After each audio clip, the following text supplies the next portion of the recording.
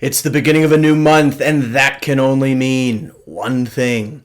It is time for your piping hot monthly Bitcoin digest, and we have the pleasure of this one of kicking off 2023 as well. Let's jump in.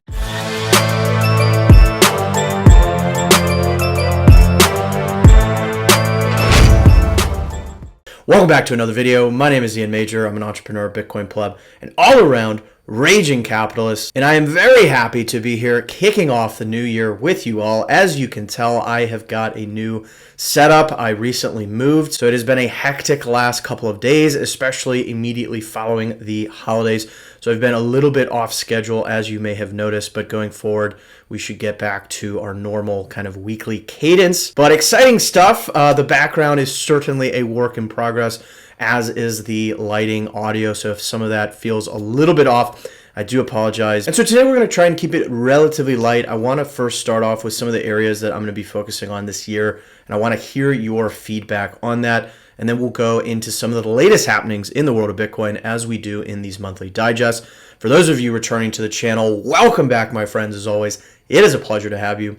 And for those new to the channel, I welcome you as well. If you like this type of content, I invite you to consider subscribing and join us in our growing merry gang in cyberspace. I cover all manner of Bitcoin-related content, including a whole slew of tutorials on how to acquire it, secure it, privacy best practices, running your own node, and more. You want it, I cover it. That is how this works. But with all that out of the way, let's jump into the meat for today. And again, I want to start with just my plans for 2023 and use that as an opportunity to get some of your feedback.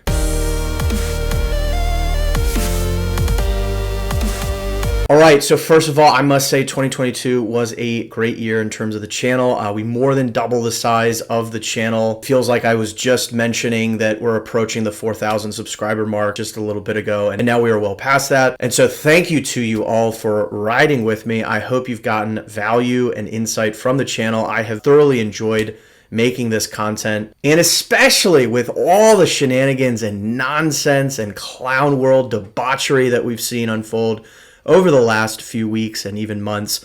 I am more thrilled than ever, and I think this type of content is more important than ever. Again, focusing on Bitcoin and self-sovereignty, tune out the noise, focus on the signal, and I will do my very best to bring you just that in the new year. But I want to talk a little bit about what I have planned for the channel. A couple areas I definitely want to focus more on. Obviously, I'm going to focus on the latest and greatest in terms of Bitcoin, as well as self-custody tools, other self-sovereign tools that are sort of tangential to Bitcoin. Happy belated Proof of Keys Day, by the way. Hopefully you all celebrated on January 3rd and wished Bitcoin a very happy 14th birthday. But I also want to lean a little bit more this year into topics like Bitcoin for merchants and small businesses. This could include tools to accept Bitcoin as payments, what are the different ways and how should businesses be thinking about Bitcoin, etc. So I would love ideas and thoughts about what in that theme you would like to see. I'm also excited to announce that for the first time, I will be having guests on the channel. Yes, that's right. You no longer have to just listen to me talk for the entire time. So I'm going to be having guests on the channel, the first of which I'm hoping to have for later this month. And one of the themes around these guests is going to be some of our partners. Some of you know that I'm the co-founder of a Bitcoin rewards company called Jolts. We just rebranded from TrueBit to Jolts or Jolts Rewards. And I am really, really excited because we are basically right in the midst of launching our first batch of pilots, many of which include Bitcoin companies. And there are some that I'm really, really excited about. And one of those is going to be the focus for our January guest. So I'm going to be bringing the founder onto the channel, talking about his company, a very, very cool product that he sells. So you are going to have to stay tuned to see it. And even beyond the kind of awareness building that will come of that, of other great Bitcoin companies, you can also have the opportunity, if you are interested in whatever, product it is that they sell, to go and buy it and get some Bitcoin back as a reward. That is sort of bread and butter of what our company at Jolt does. It helps any merchant, particularly kind of small and mid-sized merchants, lets them offer Bitcoin rewards to people who purchase products or maybe for their loyalty, right? All that sort of stuff. So I'm very, very excited there. There's going to be hopefully a number of opportunities for folks to purchase things that I think are really, really cool, and also do that in a way that gets you some Bitcoin back as a reward. So I'm pumped about that, but I'm also curious to hear what other types of guests you might like to see. I'm not going to do this crazy frequently, maybe one guest every month or two, but I would love to hear your thoughts and feedback on other types of guests outside of this theme around, our partners at Jolts Rewards. And then the last topic I have in mind is just spotlighting local grassroots efforts. There's just so many fascinating, compelling Bitcoin communities around the world, each of which is pushing the envelope and pushing adoption in its own unique way. And I just think there's a lot of learning that can be done there. And this pairs nicely with the first topic that I said in terms of Bitcoin for businesses and merchants, because building circular economies is the way out, right? Like, this is the way out of clown world. Yes, Bitcoin's absolute scarcity confers it the greatest sort of store of value status that we've ever known. But if we're serious about promoting human freedom and flourishing, it is absolutely paramount that Bitcoin is being used day to day in all sorts of economic transactions, and that we're building true circular economies. So that is certainly a theme I want to go deeper on. But I'm curious to hear, what are your thoughts? Let me know what other topics, themes, it could be anything. It could be high level, it could be technology related, it could be related to a particular hardware wallet or tool or self-custody or mining, whatever it is. Let me know in the comments down below. That really is how I set the schedule and set the topics for the channel, is based on your feedback. With that, I want to now transition to a couple of the topics that have been swirling around. If you are on Bitcoin Twitter, no doubt you have seen some to this effect. So let's get into some of the recent news around the world of Bitcoin.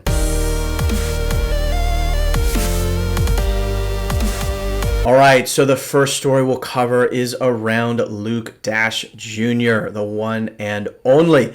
And those of you who have been tracking this story have probably been wondering what on earth is happening. And while I don't yet think all the details and all the dust has settled just yet, I've tried to gather what I think is the latest and greatest understanding of what went down, so we can put this into context. For those not familiar, Luke is a core Bitcoin dev. He is as OG as they come, who makes this announcement on January 1st. My PGP key is compromised and at least many of my Bitcoins stolen. I have no idea how. Help, please. That is alarming in its own right. But what was perhaps most alarming beyond this was a follow-up comment from him where he's clarifying, no, they got my cold wallet too somehow. And to be fair, there was this follow-up, doesn't sound like a cold wallet if your keys are on a computer connected to the internet, or am I misunderstanding? And Luke says they weren't supposed to be. I agree, they must have been somehow. So already there's this sort of seed of doubt or uncertainty. And so to be fair to Luke, I do think there's still a lot of open questions about what happened. I mean, he doesn't have all the answers yet. But posting, they got my cold wallet without specifying anything else about how the cold wallet, what is a cold wallet, right? Are we using different definitions? How was the entropy generated? How was the seed created? All these are sorts of questions that hadn't yet been revealed. And so everyone's freaking out like, oh my gosh, has someone cracked SHA-256? Has someone built a backdoor into Bitcoin? Like, all these crazy sort of theories, were swirling around. This user on Twitter, Pops, I think, has put together some of the most useful material and summaries. So I'm going to link you in the description down below to a full version of the recap, his sort of ongoing thread. But the TLDR that we can review now is the following. So number one, he did have a hot wallet attached to his Bitcoin core node. I think he's running his whole setup on a Talos 2 system, if I'm not mistaken. And then he had cold keys that were generated way back before the creation of seeds. This is critical, and we'll come back to this. And these cold keys were apparently stored in encrypted USB sticks in different locations, etc. He obviously had his setup doxed on Twitter, right? He's not an anon. It was also well known that he was away from home during a period of time over the last few weeks. So it calls into question, like, could there have been some sort of, physical in-person something that happened to the cold keys? And by way of backstory, there was in November an incident where someone hacked into his server, and it doesn't quite seem like he was able to clean all of that up. He also later posted that he had accessed his cold wallet last in September. Someone rightly asked, can you explain this? Kept cold keys generated before creation of seeds stored in encrypted USB sticks. Pops is saying, Basically, he had to generate his own entropy with a computer. So literally, he's using a computer with a random number generator to create his own keys and pass that to the USB drive. So this is not a cold wallet per se in the modern term of the definition, and is a known way that it could be exploited. And again, this was before BIP39 and deterministic hierarchical wallets were even available. And then we get some additional clarification from this other thread. Grubel's at the bottom here is saying, prior to that particular release, he's talking about a Bitcoin version at the end of 2011, you had to manually encrypt the keys. And there was no, as I said, hierarchical deterministic wallet support for some time. Your backups wouldn't have newly generated keys in them. So I will say it's still unclear as to exactly how the keys associated with his quote unquote cold wallet were exposed, but we at least have some hints here as to how that might have happened.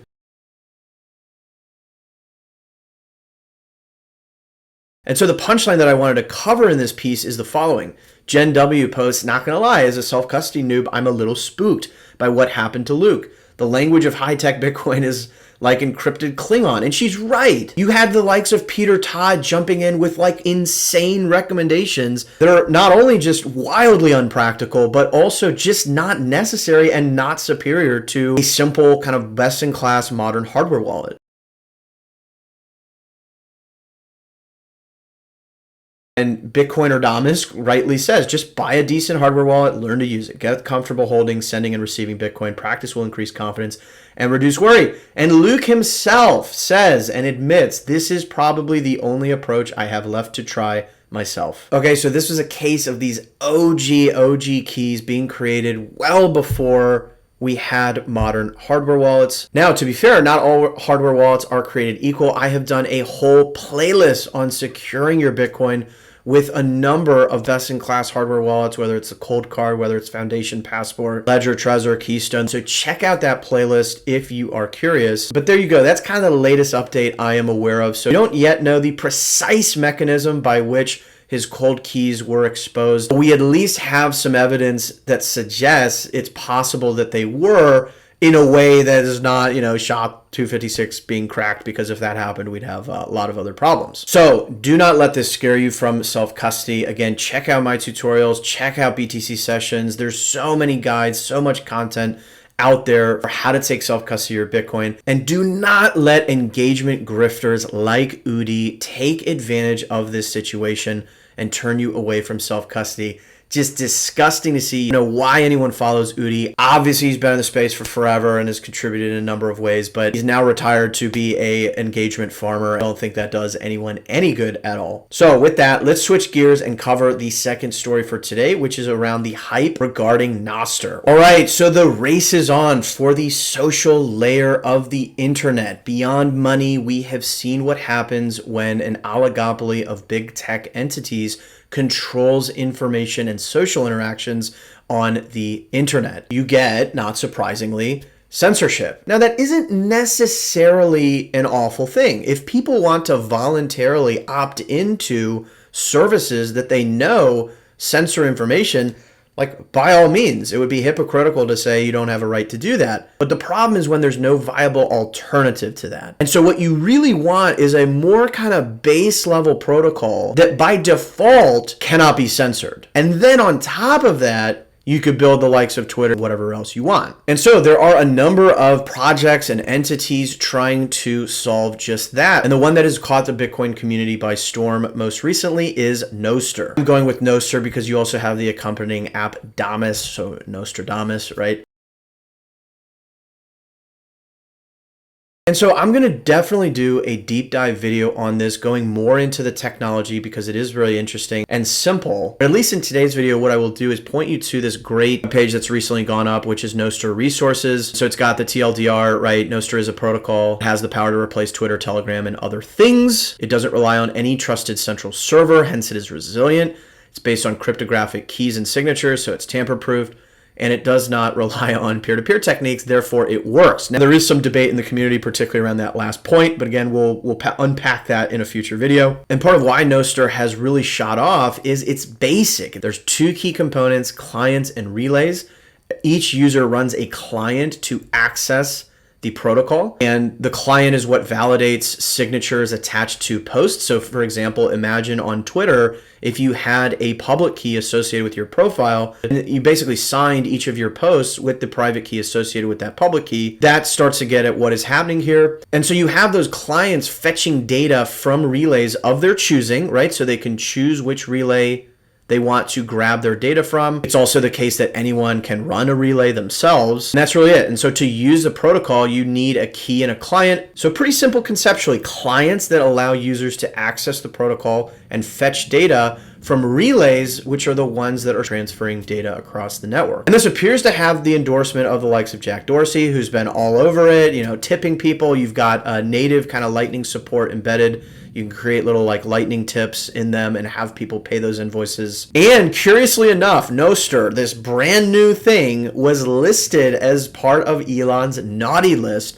for what you can't advertise on Twitter. So it was just wild to see this little tiny project on the same list with the likes of Instagram and others. So that tells you, I think, something. But this is also not without criticism. There are those who say, is there anything really net new here? This feels like IPC with public keys. Or you have some of the folks that have been working on some of the Web 5 stuff, or even from, Microsoft Ion and the DIDs that have been standardized through that approach, that have said like, look, we've been working on what is arguably a superior version of this for a long time, and now all of a sudden people are flocking to this new thing. It was pretty interesting. There's definitely some tension out there in the air, and there's definitely good arguments on both sides. So I'm going to cover those in a future video, but I'm curious to hear if there are other topics you'd like to see on this topic of Nostr, and more broadly, building this social layer for the internet that is deeply integrated and connected with Bitcoin. So with all that, let's go ahead and conclude today's video.